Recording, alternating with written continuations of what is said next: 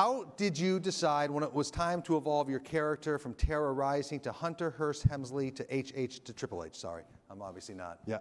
Go ahead. Well, you know, the industry changes, and Terrorizing was a name given to me. I was trained by Killer Kowalski, who was a legendary performer in the 40s and 50s into the 60s, and he gave me that name because he couldn't think of anything better.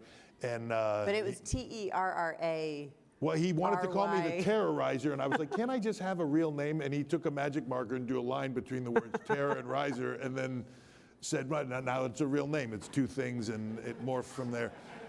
It was very sophisticated back then. Hunter Hearst Helmsley came into the WWE at a time when everybody had a sort of, the business was slightly different. You had a more larger than life, it was the wrong term, but character. So there was guys that were plumbers and firemen and a cop and a security guard, and I was a Greenwich snob, which a rich Greenwich snob who was originally from New Hampshire. Ironically, later in life, I would change my name and move to Greenwich area and get much richer. So it's life.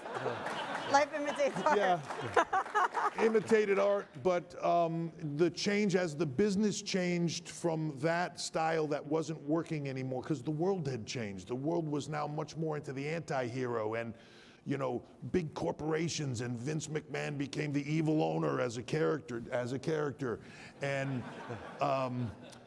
you know, Stone Cold Steve Austin became the anti-hero, and we formed a group called D-Generation X as kind of that rebellious faction that just did whatever they wanted.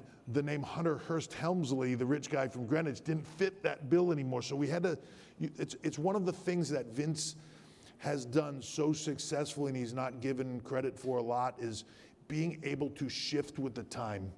And being slightly ahead of it. And being slightly ahead of it. So as he sees the shift happening, he's able to morph, whether that be with characters, whether that be with a television show and production, whether that be, you know, tearing up your pay-per-view model that your business is built on and saying, I'm going to start this over and I'm going to go to an OTT model because I can see the world heading in that direction. And everybody said, you're crazy. And now, you know, 5 years later, they're all going like, well, he was a pioneer and a genius. And, you know.